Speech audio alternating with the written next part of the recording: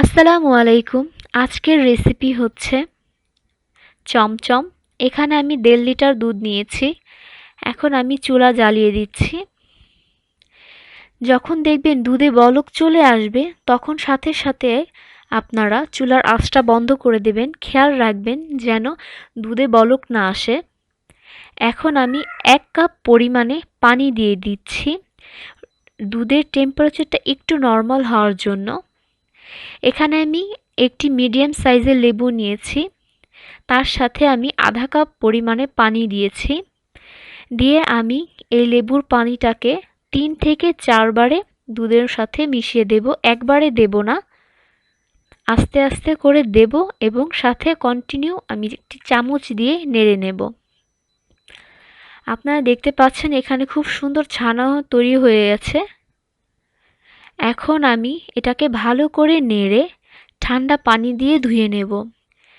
সাথে সাথে আপনারা চেষ্টা করবেন ধুয়ে ফেলার জন্য, কারণ যদি সাথে সাথে আপনারা না ধোন তাহলে এই ছানাতে লেবুর যে একটা ঘ্রাণ থাকে তা রয়ে যাবে। তো তার জন্য এখন আমি ঠান্ডা পানি দিয়ে এই ছানাগুলোকে ধুয়ে নিচ্ছি। আলতো হাতে এইভাবে করে আমি নেড়ে চেড়ে নিচ্ছি। বেশি নাড়া দরকার নেই, নাহলে ছানাগুলো নরম হয়ে যাবে। আমি এখানে একটা কাপড় ইউজ করছি। আপনারা সুতি কাপড় হলে ভালো হয়।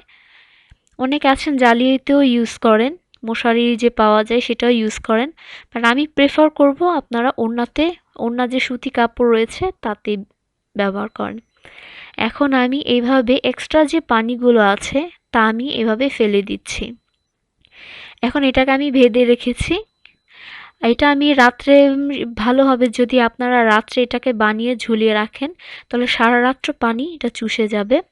এখানে ২ চা চামচ নিয়েছি চিনি এবং ২ চা চামচ নিয়েছি ময়দা।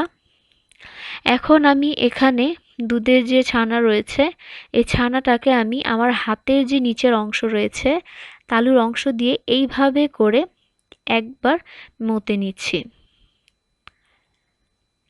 যখন এটা মাখা হয়ে যাবে তখন আমি এটাতে আমার যে মিশ্রণগুলো রয়েছে চিনি এবং আটা তা আমরা দিয়ে দেব।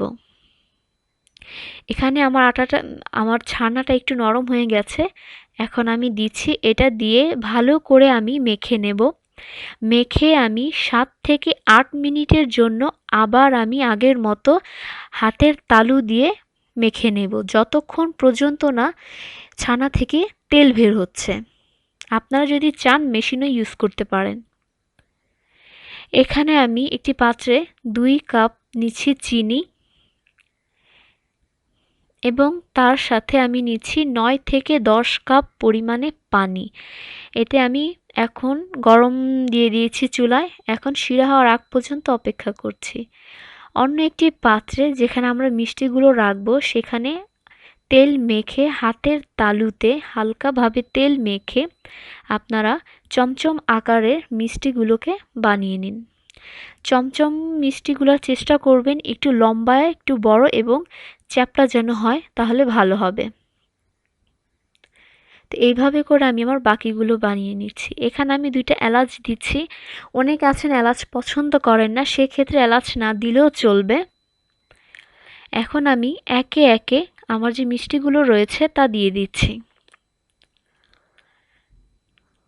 মিষ্টি দেওয়ার পরে আমি এটাকে ঢেকে ১০ থেকে ১১ মিনিটের জন্য মিডিয়াম আঁচে রেখে দিচ্ছি। ১০ মিনিট পরে আপনারা দেখতে পাচ্ছেন আমার মিষ্টিগুলো ফুলে গেছে, আকারে খুব বড় হয়ে গেছে।